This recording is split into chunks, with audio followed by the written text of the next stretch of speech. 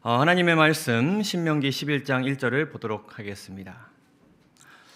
그런즉 내 하나님 여호와를 사랑하여 그가 주신 책무와 법도와 규례와 명령을 어떻게 지키라고요?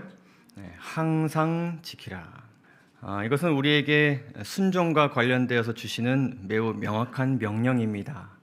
항상 지키라는 말씀은 무조건 지키라는 말씀입니다. 어떤 상황에서도 상관없이 어떤 말씀을 주시더라도 우리의 어떤 상태와 상관없이 무조건 하나님의 말씀에 순종하라는 하나님의 말씀입니다. 그런데 이러한 하나님의 말씀은 우리가 처한 상황과 또 내 상태에 따라서 어떤 말씀이 어떤 상황 가운데 주어지느냐에 따라서 다르게 받아들여지기도 합니다. 우리가 이런 상태에 있을 때는 어떠한지요? 주변 사람들과 화목할 때 함께 화목하기 때문에 마음의 여유도 있고 그렇게 할 수 있을 것만 같은 마음이 듭니다. 무더가 어우러져서 서로 친절을 베푸고 서로 자극하지 않고 불편하지 않게 하는 환경 속에 우리가 있을 때에 이 말씀은 우리에게 어떻게 보면 축복과 같이 다가옵니다. 모든 일이 질서 있게 이루어질 때 또한 그렇습니다. 누군가 절차를 무시하지 않고 모든 내가 속한 조직 가운데서 질서 있게 행동할 때 우리는 마음의 여유가 있습니다. 그렇기 때문에 하나님의 말씀 넉넉하게 지킬 수 있을 것만 같습니다. 물질적으로 부족함이 없을 때 우리 마음 가운데 평안이 있습니다. 특별한 어려움이 없을 때 또한 그러합니다. 그렇기 때문에 넉넉하게 남을 위해서 하나님의 말씀을 실천할 수 있을 것 같습니다. 감동적인 설교를 들었을 때 무엇이든 할 수 있을 것만 같습니다. 하나님의 능력이 나에게 충만히 이미 임한 듯 보여집니다. 모든 하나님의 말씀이 이루어질 것만 같습니다. 기도가 응답되었을 때 또한 그러합니다. 하나님께서 그분의 뜻대로 적당한 타이밍에 나에게 좋은 복을 내려주셨을 때 우리는 무엇이든 하나님 위해서 할 수 있고 또 해야 할 것 같습니다. 그러나 반대로 나를 힘들게 하는 사람이 있을 때, 끊임없이 나를 불편하게 하고 자극하는 사람이 있을 때, 서운하게 하고 나에게 답답한 마음을 주는 사람이 있을 때 우리는 이 말씀은 특별히 짐으로 다가올 때가 있습니다. 특별히 나한테 이렇게 하는 사람에게 이렇게 하라고 주신 말씀이 나에게 주어진다면 참 이것은 어려운 명령이 아닐 수 없습니다. 절차와 질서가 계속해서 무너질 때, 그리고 무시될 때 우리는 혼란스럽습니다. 뭔가 일을 진행해야 되고 함께 협력해야 되는 데 있어서 갑작스러운 일들로 자금이 새어나갈 때 우리는 정신을 차리기가 매우 어렵습니다. 그것을 틀어막기 위해 더 이상의 위기를 막기를 위해서 우리는 수많은 노력을 해야 되는 데 있어서 우리의 에너지를 소비해야 합니다. 하나님의 말씀이 나에게 와닿지 않을 때, 나에게 크게 감동이 되지 않는 말씀을 들을 때, 먼 나라 이웃 나라의 말씀처럼 들려질 때 항상 지키라는 이 말씀은 다른 나라의 법처럼 느껴질 때가 있습니다. 특별히 하나님의 섭리가 느껴지지 않을 때, 하나님께서 내 삶 가운데, 우리 교회 가운데, 세상 가운데 가까이 임하시지 않는 것처럼 느껴질 때 우리는 항상 지키는 것이 어렵게 느껴지곤 합니다. 이러한 상황들은 우리로 하여금 하나님의 말씀에 무조건적으로 복종하지 못하게 만드는 수많은 상황들입니다. 이때만큼은 하나님께서 뭔가 예외로 생각해 주시기를 바랄 때가 있죠. 어떻게 보면 사단이 이러한 상황들을 통해서 우리로 하여금 항상 지키는 것은 너무나도 어렵고 하나님께서 우리에게 무리한 요구를 하셨다고 느끼게 만들고자 만든 상황들일 것입니다. 다시 한번 오늘 이 경외심에 대해서 우리가 생각해 보면서 항상 순종하라는 하나님의 말씀의 내용과 의미를 우리가 잘 알고 있지만 항상 지키기 어려워하고 항상 순종하기를 때로는 주저하고 거부하는 우리들의 삶 가운데 이 경외심이란 것이 어떤 역할을 하는가 살펴보도록 하겠습니다. 먼저 빌립보서 4장 4절에 있는 말씀, 우리가 잘 아는 말씀입니다. 다 함께 한번 읽어볼까요? 주 안에서 시작. 주 안에서 항상 기뻐하라. 내가 다시 말하노니 기뻐하라. 이 말씀이 특별히 주어진 빌립보서의 배경을 잠깐 살펴보겠습니다. 이 빌립보라는 지역은 로마에 대한 충성심이 굉장히 강한 퇴역 군인들이 많았던 도시였습니다. 로마에 충성하였고 로마를 위해 목숨을 바쳤고 로마의 목숨을 바친 대가를 누리고 살아간 사람들이 이곳에 많았습니다. 그렇기 때문에 이 로마가 만든 법이나 로마를 지배하던 철학 이런 것들은 그들에겐 종교와도 다름이 없었습니다.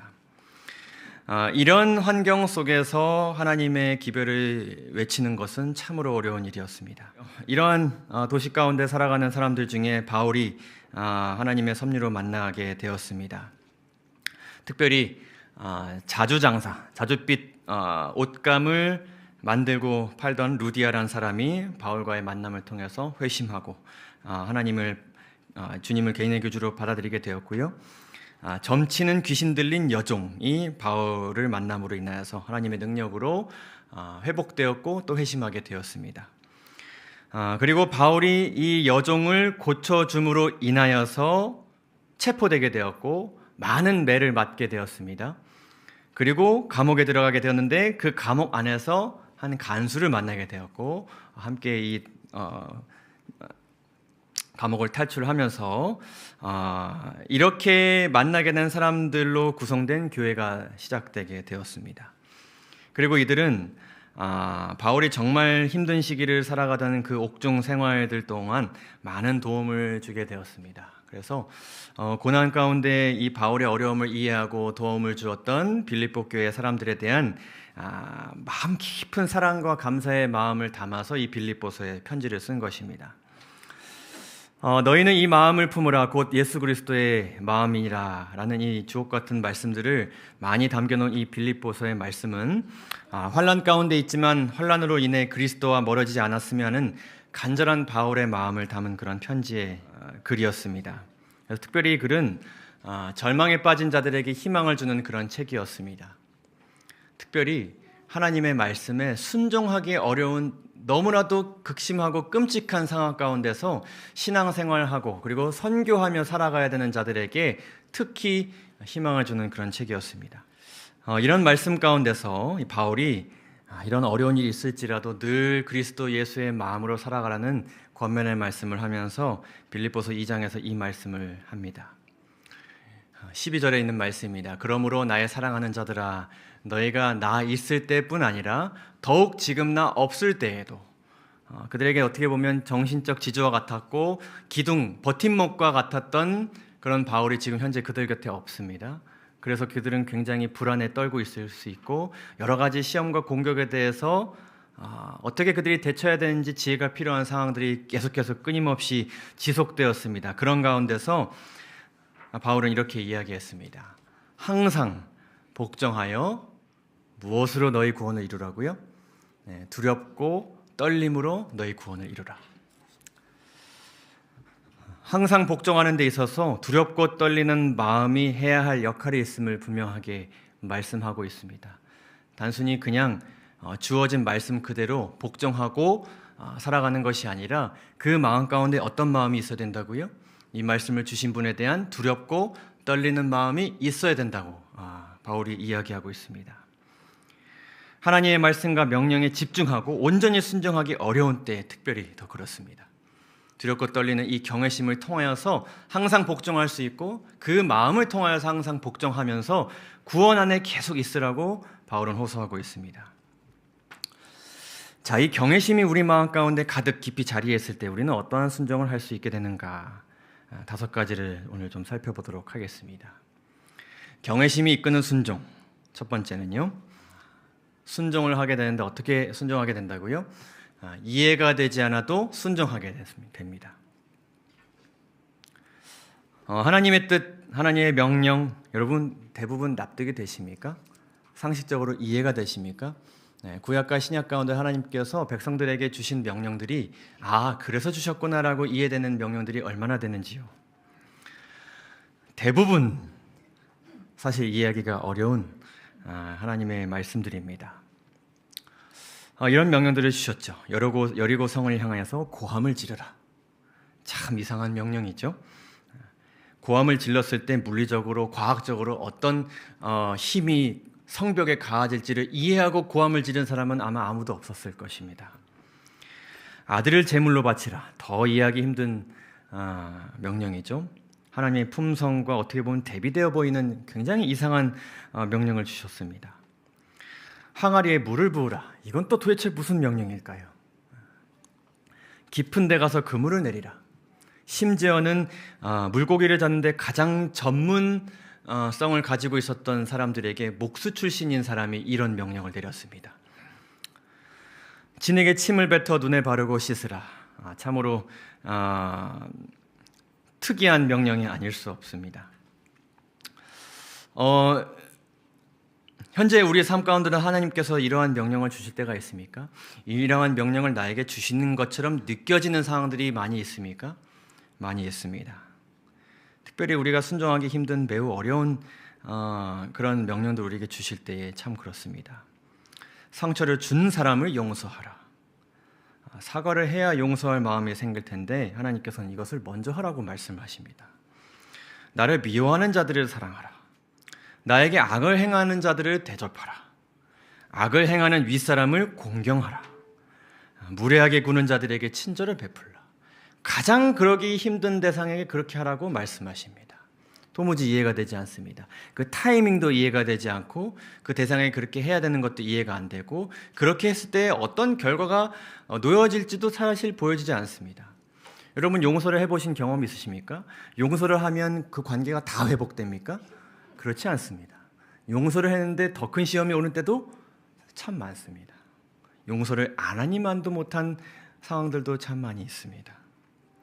우리가 생각하기에 하나님의 명령이 딱 우리에게 왔을 때 우리는 이해할 수 없다라는 반응을 우리가 나타낼 때가 참으로 많습니다. 그저 그래야지라고 받아들여 볼 뿐 사실 마음 깊이 이해되지 않는 명령들 참으로 많습니다. 그러나 잠언 3장에서 하나님께서 우리에게 이렇게 말씀하십니다. 너희는 마음을 다하여 여호와를 신뢰하고 내 명철을 의지하지 말라. 그렇게 생각하는 것은 누구의 명철이에요? 내 명철인데 그것을 의지하지 말라. 근데 그렇게 될 때 우리가 맨 처음 해야 될 것이 있습니다. 그것은 너는 범사에 늘 무엇을 하는 것이에요? 늘 그를 인정하라. 그가 어떤 분이신지를 인정하는 것이 먼저 돼야 되는 것입니다. 그를 인정하는 것은 우리의 어떤 마음으로부터 생겨나게 될까요? 경외심으로부터 생겨나는 것이죠. 경외하는 것입니다. 그동안 계속해서 묵상과 말씀과 기도를 통하여서 알게 된 그분의 품성과 그분의 위치와 그분의 위엄을 인정하는 것입니다. 그리하면 내 길을 지도하시리라. 스스로 지혜롭게 여기지 말지어다. 우리가 그렇게 생각하는 것은 우리가 스스로 이것은 이렇게 하는 것이 낫지 않을까? 스스로 지혜롭게 여기는 것이라고 우리에게 말씀하십니다. 그렇게 하지 말고 무엇하라고요? 여호와를 경외하며 그 악한 생각과 악으로 이끄는 그 우리의 명철과 판단으로부터 떠나라고 우리에게 말씀하십니다. 그렇게 될 때에 이것이 내 몸에 양약이 되어 내 골수를 윤택하게 하리라라고 말씀하십니다. 이해가 되지 않는 내 생각, 그것은 지혜가 아님을 우리에게 분명하게 말씀하십니다. 스스로 지혜 있다 생각하는 것임을 우리에게 말씀하십니다. 우리에게 약이 되고 유익이 되는 지혜는 오직 여호와께 속한 것인데 우리는 늘 스스로의 생각을 의지하고자 하니 경외심을 통하여서 자신의 지혜를 의지하려는 위험에서 빨리 벗어나라는 하나님의 말씀입니다. 경외심을 통해 우리의 생각과 뜻이 무너져야 우리는 이해가 되지 않는 하나님의 말씀, 그러나 우리를 위한 그분의 말씀을 온전히 받아들일 수 있습니다. 잠언 9장 10절에 이렇게 말씀합니다. 여호와를 경외하는 것이 지혜의 근본이요 거룩하신 자를 아는 것이 명철이니라.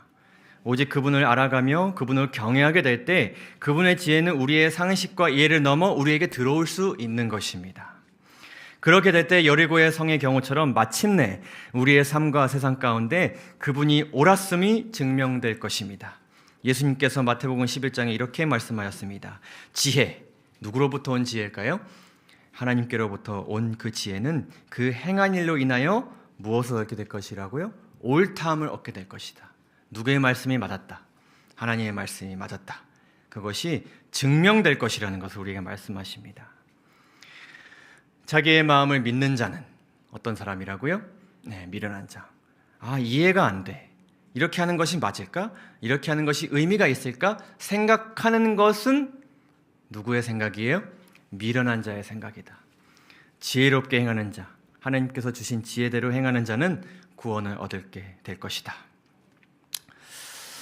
대부분 이해가 되지 않는 하나님의 뜻, 우리는 늘 이해가 될 때까지 불안과 염려를 안고 살아갑니다. 이것이 우리 가운데 늘 반복되는 악순환이죠. 그러나 늘 대부분 언제 이해하게 돼요? 대부분 지나가 보면 다 이해됩니다. 맞아, 하나님 말씀대로 한 것이 맞았지. 우리가 이왕이면 이 악순환을 끊어내는 것이 어떨까요? 하나님을 더욱더 경외하게 됨으로 인하여서 이해가 되지 않는 그 순간 하나님을 믿고 불안과 염려를 안고 이해될 때까지 순종하는 것이 아니라 그것이 하나님 안에서 해소된 상태에서 평안하게 하나님의 섭리와 임재를 경험하는 우리가 되기를 간절히 소망합니다. 두 번째로는 유익이 보이지 않아도 순종하게 됩니다. 하나님께서 그분을 경외하는 자들에게 약속하신 복이 이렇게나 많다고 했습니다. 어느 누구도 이 중에서 누리지 않고 싶은 복은 아마 아무것도 없을 것입니다. 아마 하나님을 모르는 모든 세상 사람들도 다 이 복은 누리고 싶을 것입니다. 그런데 중요한 것은 하나님께서 우리에게 이 복을 약속하신 것은 아는데 그 복을 우리가 누리게 될 것인지가 잘 보여지지 않는 것이 문제겠죠.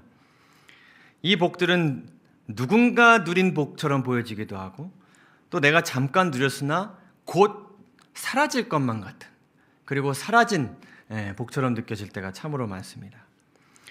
그렇기 때문에 우리는 이 말씀들을 많이 보고 외우고 마음에 지니고 하지만 막상 뭔가 벽을 넘어가야 하는 그 타이밍에 우리는 이렇게 생각할 때가 참 많죠. 나에게 험담을 한 사람을 용서하고 축복해봐야 무슨 의미가 있을까? 나를 미워하고 박해하는 원수를 사랑해봐야 무슨 의미가 있을까? 당장 해결되지 않을 텐데 기도해봐야 무슨 의미가 있을까? 중보기도 때 하라고 하는데 내가 다른 나라 사람들을 위해서 기도해봐야 이것이 무슨 의미가 있을까? 보람과 열매가 없는데 이 힘든 직분을 계속 감당해야 되는 것인가? 헌신해봐야 무슨 의미가 있을까? 그러나 하나님께서 우리에게 주시는 질문은 이것입니다. 너가 유익이 눈에 들어올 때까지 기다릴 것인가? 아니면 믿음으로 그저 순종할 것인가? 시편 19편 9절에서 11절에 이렇게 기록합니다. 여호와를 무엇하는 도는요? 경외하는 도는 정결하여 영원까지 이릅니다. 여호와의 법도 진실하여 다 의로우니 금 곧 많은 순금보다 더 사모할 것이며 꿀과 송이꿀보다 더 달도다. 또 주의 정이 이것으로 때로는 경고를 받기도 하고 또 지키기도 하지만 결국에는 하나님께서 어떤 상을 허락하실 것이에요? 큰 상을 허락하실 것입니다. 만약 우리 마음 가운데 하나님께서 약속하신 복에 대한 의심과 불확실한 마음이 있다면 그것은 하나님의 약속에 문제가 있어서가 아니라 하나님의 품성에 문제가 있어서가 아니라 내 안에 그분에 대한 경외심이 결여되어 있음을 우리는 알아야 합니다. 그 각 약속 가운데도 주어진 보상과 유익을 쫓아 조건적으로 우리가 하나님께 순종하는 것이 아니라 그 약속을 주신 사랑의 하나님을 경외하는 자들에게 하나님께서는 큰 상을 약속하셨고 분명하게 그 큰 상을 허락하여 주실 것이라는 것을 모두 믿어 의심치 않게 되시기를 간절히 바랍니다. 창세기 12장에서 아브라함의 삶 그리고 아브라함에게 주신 그분의 약속이 이를 보여줍니다. 하나님께서는 아브라함에게 두 가지 명령을 주셨습니다. 떠나고 그리고 가라. 그리고 하나님께서 그에게 약속하신 복들은 정말 많았습니다. 큰 민족을 이루게 될 것이고 아브라함에게 복을 주실 것이고 또 그 아브라함 자체가 복이 될 것입니다. 그리고 아브라함이 다니는 곳마다 복의 향기가 퍼지게 될 것입니다. 그리고 아브라함이 죽어서도 그의 이름을 생각할 때마다 그로 인하여서 하나님의 복이 사람들에게 전달되게 될 것입니다. 근데 그 복은 땅의 모든 족속에까지 이르게 될 것이라는 것을 하나님께서 약속하신 것을 우리가 잘 알고 있습니다. 어떻게 보면 막연해 보이고 굉장히 불확실해 보이는 굉장히 두루뭉실한 하나님의 약속이었지만 수천 년이 지난 지금도 우리는 그의 이름과 삶을 통해서 그리스도를 바라보고 하나님의 말씀을 다시 되새기고 있습니다. 하나님께서는 우리의 유익을 위하여 그분의 말씀을 반드시 성취하십니다. 그렇게 하시는 하나님을 경외하게 되시기를 간절히 바랍니다. 세 번째로는 아주 중요한 또 우리에게 주어지는 복입니다. 고통스럽더라도 순종하게 됩니다. 죄의 결과로 인간에게 고통이 있게 되었는데 그 중에 하나는 여자가 해산하는 고통을 가지게 된 것이었습니다. 내가 내게 임신하는 고통을 크게 더하리니 내가 수고하고 자식을 낳을 것이라. 저렇게 사진 속 아기가 엘담이 맞습니다. 참 힘든 시간이었습니다. 아이를 가진 시간도 참 산모에게 힘들었을 것이고 낳는 시간도 참 힘들었을 것이고 또 키우는 시간도 못지않게 또 고통이 계속되고 합니다. 그러나 이 고통이라는 것은 여러분 죄에 대한 하나님의 최종적인 형벌인 것 같지만 하나님께서는 늘 고통을 통해 새로운 시작, 새로운 생명을 허락하셨습니다. 그들의 삶은 선악과를 먹음으로 인하여서 끝나야 하지만 하나님은 생명을 허락하여 주셨습니다. 계속해서 생명이 태어나도록 하셨고 그 가운데서 예수 그리스도가 태어나게 해주셨습니다. 그분의 삶은 우리에게 분명하게 보여집니다. 잠시 살펴본 빌립보서의 그 말씀에서 그것이 분명하게 드러납니다. 고통을 통해 하나님께서 무엇을 이루셨는지를 우리가 다시 한번 마음에 새기게 됩니다. 자기를 낮추시고 어떻게 복종하셨다고요? 죽기까지 복종하셨으니 곧 십자가에서 죽으심이라. 고통을 감내하고서라도 순종하는 그 마음, 그리고 그 희생, 인간을 위한 그 희생의 순종이 우리로 하여금 새로운 생명, 그리고 죽지 아니하는 생명을 얻게 하였습니다. 우리의 주님께서는 어떻게 이러한 희생을 이루실 수 있었을까? 히브리서 5장 7절에 아주 중요한 말씀을 우리에게 주고 계십니다. 그는 육체에 계실 때에 자기를 죽음에서 능히 구원하실 이에게 심한 통곡과 눈물로 간구와 소원을 올렸고 그의 무엇으로 인하여? 경외하심으로 인하여 들으심을 얻었느니라. 하나님을 향한 그분의 경외심은 이 땅에 오기로 선택하게 하였습니다. 그리고 그분을 향한 경외심은 예정된 고통을 뛰어넘도록 하였습니다. 그러나 막상 경험한 그 고통은 예수님께도 너무나도 상상 못할 만큼 끔찍하고 힘든 고통이었습니다. 그분은 어찌하여 나를 버리셨나이까 부르짖을 정도로 그분은 그 고통을 힘들게 겪으셔야 했습니다. 그러나 아버지를 향한 그분의 경외심은 그 고통을 견디도록 하는 힘이 되었고 아버지는 그분을 경외하는 아들의 기도를 모두 들으셨습니다. 하나님은 경외하는 자의 고통의 소리를 들으십니다. 그리고 아무 것에도 집중할 수 없고 정신이 혼미한 고통의 현장 속에서 경외심은 하나님께서 주신 말씀과 사명에 집중할 수 있도록 그 힘을 발휘할 것입니다. 그 가운데서 하나님께서는 아비가 자식을 불쌍히 여김같이 자기를 경외하는 자들을 불쌍히 여기시고 그들의 간구를 들으실 것입니다. 고통 가운데서 찬양하게 하는 힘, 고통 가운데서 사랑을 발휘하는 힘, 고통을 준 사람에게 사랑을 베푸는 힘, 그것은 하나님을 경외함으로 얻어지게 된다는 사실을 우리 모두 기억하게 되기를 간절히 소망합니다. 히브리서 12장에 이렇게 말씀합니다. 그러므로 우리가 흔들리지 않는 나라를 받았은즉 은혜를 받자. 이로 말미암아 경건함과 두려움, 경외심을 가지고 하나님을 어떻게 섬기게 될 것이라고요? 기쁘게 섬기게 될 것입니다. 심지어 어떤 상황 속에서? 고통 가운데서 정말 그 고통에 고통이 더하는 정말 하나님께서 나에게 무엇을 명령하시는지도 기억조차 안 날 만큼 힘든 그 상황 속에서도 우리가 도저히 불가능해 보이는 그 순종을 우리가 경험하게 될 것이라는 것입니다.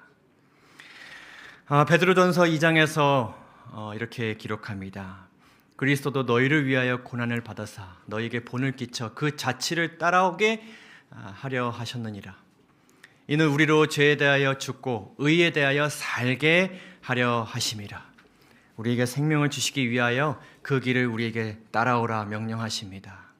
그가 채찍을 맞음으로 우리는 나음을 얻었나니 우리가 전에는 양과 같이 길을 잃었더니 이제는 너희 영혼의 목자와 감독 되신 이에게 돌아왔느니라. 그분께서 먼저 고통당하셨고 우리로 하여금 고통을 경험한 주님은 고통을 통해 생명 가운데 부활하셨습니다. 마찬가지로 하나님께서는 우리로 하여금 잠시 고통스럽지만 영원한 생명이 있는 길로 우리를 부르고 계십니다. 예수님의 제자들은 그 길을 따라갔습니다. 어느 누구 하나 편하게 선교한 사람이 없었습니다. 사랑하는 가족과 이웃, 사회와 국가로부터 버림받고 외면받고 가장 끔찍한 방법으로 그들은 삶을 마감하였습니다. 그러나 수년으로부터 수십 년의 고통, 그 이어진 고통은 드디어 마쳐졌고 그들은 평안히 잠자는 가운데 주님의 재림을 맞이하게 될 것입니다. 주님께서 우리에게 이렇게 말씀하십니다. 아무든지 나를 따라오려거든 자기를 부인하고 날마다 제 십자가를 지고 나를 따를 것이니라. 혹 이 길이 홀로 모든 것을 견뎌야 하는 고독한 길로 느껴지십니까? 내가 그리스도와 함께 박혔나니 그런즉 이제는 내가 사는 것이 아니요 오직 내 안에 그리스도께서 사시는 것이라. 먼저 십자가에 달리신 그분께서 오늘도 우리와 함께 십자가의 고통을 당해 주십니다. 나를 이해하시고 나와 함께 하시는 그분을 향한 경외심을 통해 고통 가운데서도 하나님을 믿고 그분께 순종하게 되시기를 간절히 바랍니다. 이렇게 도달할 수 없는 불가능해 보이는 이러한 순종이 이러한 다양한 상황 속에서도 우리가 순종하게 되죠. 그런데 중요한 것은 우리가 말씀을 받고 순종으로 나아가는 속도도 굉장히 중요합니다. 그래서 경외심이 이끄는 순종의 네 번째 열매는 어떻게 순종하게 된다고요? 즉시 순종하게 됩니다. 순종으로 나아가는 그 속도가 점점 빨라지는 것이죠. 하나님의 말씀과 임재에 우리 마음이 반응하는 속도는 어떠합니까? 지금 한 20여 분 선포된 말씀을 듣고 받아들이시는 여러분들의 마음 가운데 그 반응하는 속도가 다 다를 것입니다. 여러분들이 혹 어떤 의자에 앉아 계실 때 누가 들어오시면 더 빨리 엉덩이가 띄어지십니까? 우리 엉덩이가 반응하는 그 속도가 있지 않습니까? 누가 들어왔을 때는 왔나 보다 하는 사람도 있고 누가 왔는지도 알기 전에 뇌가 먼저 내 눈이 그 사람의 눈을 바라보고 벌써 엉덩이가 탁 띄어지는 그런 사람이 있죠. 하나님의 말씀에 두렵고 떨림을 느끼는 자들에게는 지체함이 없습니다. 우리가 보는 성경에 목격하는 성경의 많은 믿음의 인물들이 그러했습니다. 하나님께서 이 세상이 정말 더 이상 두고 볼 수 없는 상태에 놓여짐을 보게 되셨을 때에 하나님께서 노아라는 한 인물에게 오셔서 이 땅을 멸망시키실 것이고 그가 해야 할 일이 있음을 그에게 말씀하셨습니다. 그렇게 했을 때에 노아가 어떻게 반응했습니까? 노아가 몇 년 며칠을 고민하고 기도하면서 이것을 받아들였습니까? 그렇지 않았습니다. 노아가 그와 같이 하되 하나님 말씀하신 그대로 하되 하나님이 자기에게 명하신 대로 다 그가 준행하였습니다. 하나님께서는 즉시 움직이는 자들을 사용하실 수 있습니다. 우리가 제자들의 모습이 참 때론 한심하고 연약해 보이죠. 그러나 우리가 그들에게서 배울 점이 한 가지 있습니다. 매우 중요한 교훈이죠. 나를 따라오너라 라고 이렇게 말씀하셨어요. 그랬더니 그들이 어떻게 예수님을 따랐습니까? 저희가 곧 그물을 벌어들고 예수를 쫓으니라. 주님의 말씀과 부르심에 대한 그들의 반응의 속도가 이렇게 빨랐음을 우리가 알 수 있게 됩니다. 반대로 우리가 생각해 보야 되는 것은 우리가 순종을 미루게 되었을 때 어떻게 될 것인가 생각해 볼 필요가 있습니다. 만약 노아가 방주 짓기를 미루었다면, 아브라함이 고향을 떠나기를 미루었다면, 모세가 떨기나무를 보러 가기를 미루었다면, 다윗이 회개하기를 미루었다면, 제자들이 예수님의 부르심에 응하기를 미루었다면 하나님의 뜻은 성취되었겠지만 이들의 삶은 어떻게 되었을까요?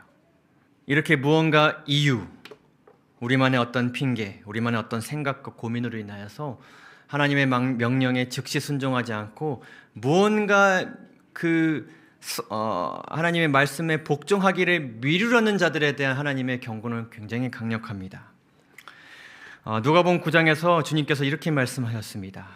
또 다른 사람에게 나를 따르라 하시니 그가 이르되 나로 먼저 가서 내 아버지를 장사하게 허락하옵소서. 또 다른 사람에게 이르되 주여 내가 주를 따르겠나이다마는 따르겠는데 나로 먼저 내 가족을 작별하게 허락하소서. 근데 예수께서 이르시되 손에 쟁기를 잡고 쟁기를 잡았으면 무엇을 해야 돼요? 일을 해야 되는데 잡고 무언가를 할 것처럼 밭에는 왔는데 시선은 어디가 있습니까? 뒤에 가 있어요. 그렇게 뒤를 자꾸 돌아보는 자는 하나님의 나라에 합당하지 아니할 것이라고 분명하게 말씀하십니다. 우리가 잘 아는 또 다른 비유, 주인이 잔치에 참여하라고 사람들을 초청했는데 사람들이 그 초청에 이런저런 핑계로 응하지 않았습니다. 그렇게 했을 때 주인이 노하였다고 기록합니다. 화가 났다고 기록합니다. 계시록 2장 5절에 보면 굉장히 두렵고 떨리는 말씀이 주어집니다.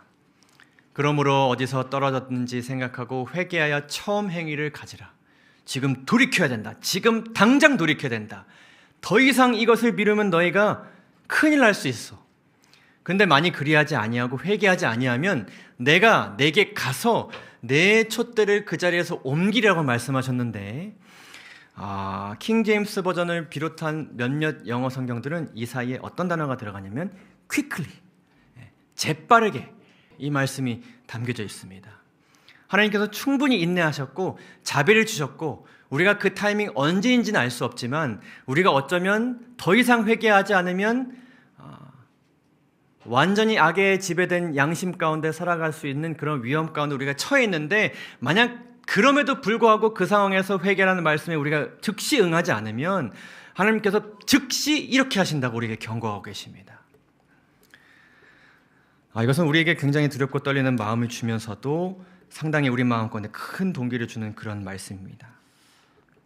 방금 살펴본 말씀들은 하나님의 말씀이 주어졌을 때 굉장히 세속적이고 자기 욕심에 따른 어떤 이유로 인해서 순종하기를 미루었을 때에 대한 말씀들인데 이 말씀은 또 다른 형태의 말씀입니다. 내가 하나님의 명령대로 하려는데 또 다른 하나님의 명령이 생각났을 때 어떻게 해야 될지를 또한 말씀하십니다. 마태복음 5장 23절, 24절입니다. 그러므로 예물을 제단에 드리려다가 뭐를 바치는 거예요? 헌금을 바치는 거예요. 누구 명령대로 하는 것입니까? 하나님의 명령대로 헌물을 바치는 것이지 않습니까? 그분께. 근데 그것을 우리가 행하려다가 거기서 내 형제에게 원망 들을 만한 일이 있는 것이 어떻게 되거든? 생각나거든. 누가 주신 세미한 음성일까요? 성령께서 주신 생미한 음성이겠죠? 그때 이것을 뭐 하지 말라는 겁니까? 뒤로 미루지 말라는 말씀입니다. 예물을 제단 앞에 두고 먼저 가서 형제와 화목하고 그 후에 와서 예물을 드리라고요. 즉시 말씀이 생각날 때는 그것을 해야 할지 말아야 할지 고민해야 되는 것이 아니라 비록 심지어는 내가 하나님의 명령대로 지금 하려는 것이 있을지라도 하나님의 명령이 내 안에 들어왔으면 그것은 즉시 무엇에 옮겨야 돼요? 실행에 옮겨야 된다는 것을 우리에게 말씀하고 계십니다. 우리 안에 경외심이 자라나고 있다면 하나님께서는 우리에게 더 선명한 음성을 우리에게 들려주실 것입니다. 그리고 하나님께서 그분을 향한 우리의 마음을 통하여서 즉각적으로 우리를 순종의 길로 이끄실 것을 우리 모두 믿게 되시기를 간절히 바랍니다. 그렇게 순종하는 자들을 통하여서 믿음의 역사를 이루실 수 있습니다. 마지막으로 가장 중요한 것이죠. 우리가 맨 처음 살펴본 말씀처럼 우리는 경외심을 통하여서 항상 순종하게 됩니다. 100% 순종하게 됩니다. 사람들은 99%를 참 좋아합니다. 여기 보시면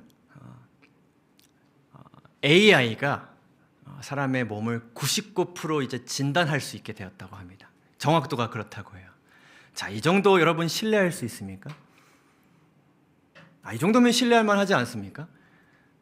어떤 광고에서도 100% 가능하다라고 광고되어지는 것은 거의 없습니다. 근데 사람들의 신뢰를 높이기 위해서 뭐라고 얘기해요? 99% 가능하다. 이렇게 이야기하죠. 99%라는 이 숫자는 우리에게 마음에 굉장히 어떤 위안과 평안을 줍니다. 99% 순종하면 굉장히 많이 노력하고 굉장히 많이 이룬 것 같으면서도 1%의 어떤 자비가 있는 것처럼 느껴지죠. 내가 99% 순종을 했는데 1%의 그 여지 때문에 하나님이 많이 봐주시고 그냥 그럭저럭 넘어가게 될 것이라는 생각이 우리 마음 가운데 듭니다. 근데 하나님은 그런 순종을 명령하시지 않으셨어요. 많은 성경들 속에서 특별히 이 출애굽 이후에 신명기서와 여호수아의 말씀 가운데 이런 말씀을 참 많이 하셨어요.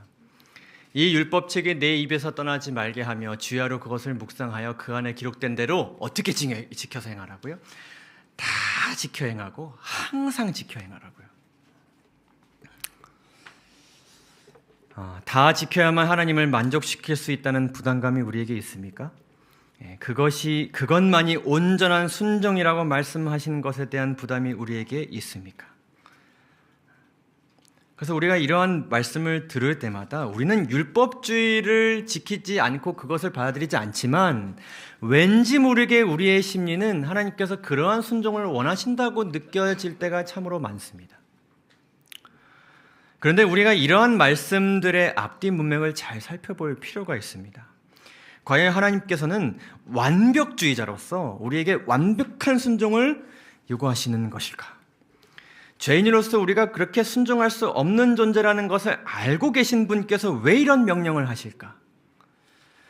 그런데 하나님께서 이러한 명령을 주실 때마다 뒤에 이어지는 하나님의 말씀이 있습니다. 그리하면 어떻게 될 것이라고요? 내 길이 평탄하게 될 것이며 내가 형통할 것이라고요. 근데 다 지키지 않고 99% 지키게 되었을 때 하나 지키지 않은 그 1%가 우리의 길을 어떻게 만들 수 있습니까? 우리가 낭떠러지에 떨어지게 만들 수 있는 것입니다. 형통하지 않게 되게 만들 수 있는 것이죠. 그 1%가 말이죠. 다만 그들이 항상 이 같은 마음을 품어서 나를 경외하며 내 모든 명령을 지켜서 그들과 그 자손이 어느 기간 동안 복을 받기를 원하세요? 영원히 복을 받기를 원하세요. 이사야서 66장에서 이렇게 기록합니다. 2절에 있는 말씀입니다. 나 여호와가 말하노라 내 손이 이 모든 것을 지었으므로 그들이 생겼느니라. 무릇 마음이 가난하고 심령에 통회하며 내 말을 듣고 떠는 자 그 사람은 내가 돌볼 수 있다고 말씀하시는데 항상 이 경외심을 통해서 하나님의 말씀을 받아들여야 항상 그래야 누구의 돌봄을 우리가 계속 경험할 수 있어요? 하나님의 돌보심을 우리가 경험할 수 있어요. 잠언 16장에서 여호와를 경외함으로 말미암아 악에서 떠나게 된다고 말씀하십니다. 그러니까 경외심을 통하여서 우리가 이루어지게 되는 순종을 통하여서 우리가 또한 악에서 떠나게 되는 것이죠.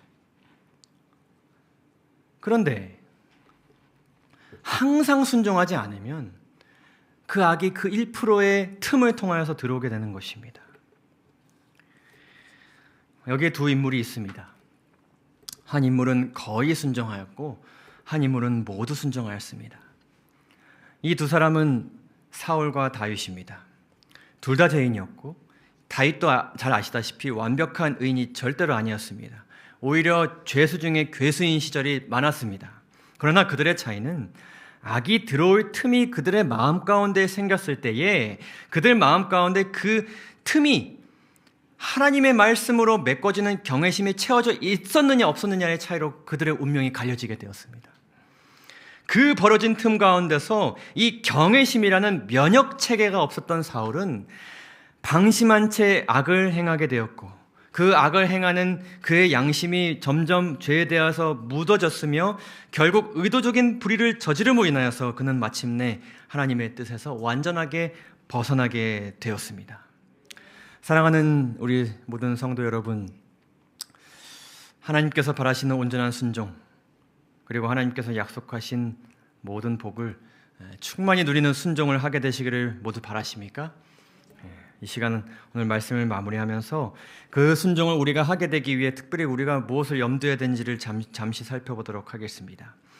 말씀을 시작할 때 살펴보았던 빌립보서 2장 본문에 이어서 이러한 말씀을 우리에게 하십니다.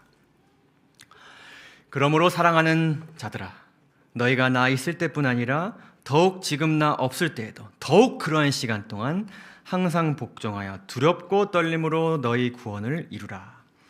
너희 안에 행하시는 이는 하나님이시니 자기의 기쁘신 뜻을 위하여 너희에게 소원을 두고 행하게 하시나니 모든 일을 무엇과 무엇이 없이 하라고요? 원망과 시비가 없이 하라. 여기서 원망과 시비는 무엇인가 하면 불평과 분쟁을 이야기합니다. 고린도전서 10장을 보시게 되면 바울이 많은 문제, 어떻게 보면 거기 성경 가운데 기록된 교회들 중에 제일 문제가 심각했던 고린도 교회에 이 편지를 쓰면서 모세의 이끔을 따라 광야로 들어갔던 이스라엘 백성들과 같이 우리가 되지 말자라는 호소를 하면서 그들과 같이 악을 즐겨하지 말라고 호소하면서 우상숭배하지 말라고 호소하면서 음행하지 말라고 이야기하면서 주를 시험하지 말라고 호소했습니다. 이 모든 죄들은 굉장히 엄하고 중한 죄들이 맞습니까? 악을 즐겨하는, 그냥 악을 좋아하는 정도가 아니라 즐겨하는 것입니다. 우상숭배하는 것, 음행하는 것, 매우 심각한 죄이지 않습니까? 근데 마지막으로 이 바울이 언급한 죄가 무엇이었냐면 불평하는 것이었습니다. 왜냐하면 그 이스라엘 백성들의 모든 분쟁과 분열과 우상숭배와 음행은 제일 먼저 뭐로부터 시작되었냐면 불만과 불평으로부터 시작되었습니다. 영감의 글을 보면 이렇게 기록하고 있습니다. 이스라엘 자손들이 아직도 하나님의 영광을 목도하고 있는 중에 그들에게 그토록 쉽게 따라붙었던 불신, 그러니까 이들에게는 그 1%가 이것이었던 것입니다. 99% 그들이 정말 하나님의 율법 많이 지켰습니다. 근데 그 1%의 틈을 통해 계속 들어온 것이 무엇이었어요? 바로 불평이고 또 불신이었습니다. 그들은 모세가 부재함으로 말미암아 마치 지금 이 빌립보 교회에 누가 없는 것처럼, 바울이 없는 것처럼 모세가 부재했을 때에 불만으로 불평을 토하기 시작하였다. 이거 왜 이래? 날씨가 왜 이래? 이런 것부터 시작한 것입니다.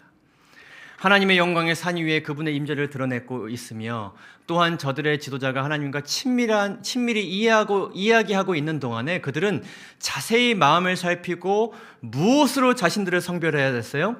내 안에 하나님께 대한 겸손과 경외심이 있느냐 없느냐. 사랑하는 성도 여러분, 불평은 경외심과 반대되는 말입니다. 불평한다는 것은 자기의 말을 한다는 것이고 하나님의 말씀에 떨지 않는다는 증거입니다. 그 순간 말씀하시는 하나님을 거절하고 모욕하고 있다는 증거입니다. 불평은 우리로 하여금 하나님의 말씀에 순종하는 것을 지연시키고 다른 행동을 하게 하며 결국 하나님께서 약속하신 복을 누리지 못하게 합니다.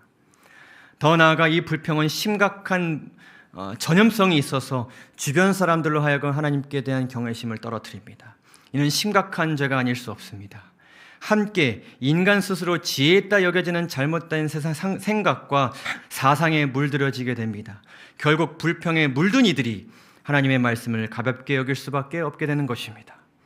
그래서 우리는 우리의 생각 속에 있는 것, 우리의 입술을 통해 나오는 것들이 불평과 불만, 무엇이든 부정적인 것이 있는가 늘 주의하며 우리 자신을 성별해야 될 것입니다.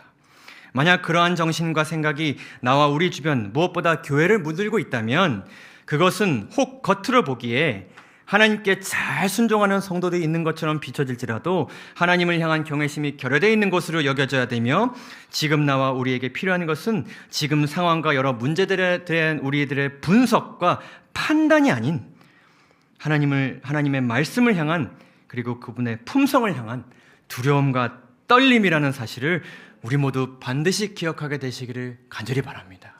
결국엔 무엇의 부재라고요? 경외심의 부재입니다. 반대로 하나님을 경외하는 자, 곧 그분의 말씀 가운데 담겨진 그분의 사랑을 두렵고 떨리는 마음으로 받아들이는 자에게 순종은 부담이 아니라 기쁨입니다. 할렐루야, 여호와를 경외하며 그의 계명을 크게 어떻게 하는 자들에게 복이 있다고요? 즐거워하는 자들에게 복이 있다고요. 그래서 경외하는 자들의 모임 가운데는 기쁨이 있고 기쁨의 열매들이 있습니다. 경외심을 통한 하나님의 품성과 은혜와 사랑이 항상 나눠지며 그렇기 때문에 그곳에 있는 사람들은 빌립보서에 주어진 말씀처럼 항상 어떻게 할 수 있게 되는 것입니까? 기뻐할 수 있게 되는 것입니다. 천국에 존재하는 것들을 누리고 살아갈 수 있게 되는 것이죠. 하나님을 경외하는 사람은 하나님이 우리의 창조주이시기 때문에 무엇이 우리에게 유익하고 해로운지를 분명히 아신다고 확신하는 사람입니다. 그렇기 때문에 이 사람은 순종보다 더 중요하거나 더 유익하거나 더 고민하고 생각할 것이 없다고 절대적으로 확신하는 사람입니다. 그래서 그들은 어떠한 장벽과 대가가 눈앞에 있을지라도 무조건 순종하는 것입니다. 눈앞에 어려움이 있을지라도 순종하는 것입니다. 사회가 변화되고 그 흐름이 바뀌어질지라도 그분의 말씀을 바꾸거나 어제와 오늘 다르게 받아들이지 않습니다. 그분의 뜻을 왜곡하지 않습니다. 그 다른 사람의 삶의 결과를 보고 살펴보고 순종할지를 결정하지 않습니다. 그냥 그저 지금 순종하는 것입니다. 이렇게 순종하는 것이 이 마지막 시대에 하나님께서 우리에게 주시는 가장 놀라운 축복이자 악에 넘어지지 않을 유일한 길이자 가장 능력 있는 방법임을 우리 모두 기억하게 되기를 간절히 소망합니다. 오늘도 하나님께서 우리에게 말씀하십니다. 나를 경외하라. 나를 더욱 경외할 수 있는 곳으로 나아가라. 이번 안식일과 우리의 남은 삶이 이 말씀에 순종하는 시간 되기를 간절히 소망하면서 오늘 말씀을 마치겠습니다. 감사합니다.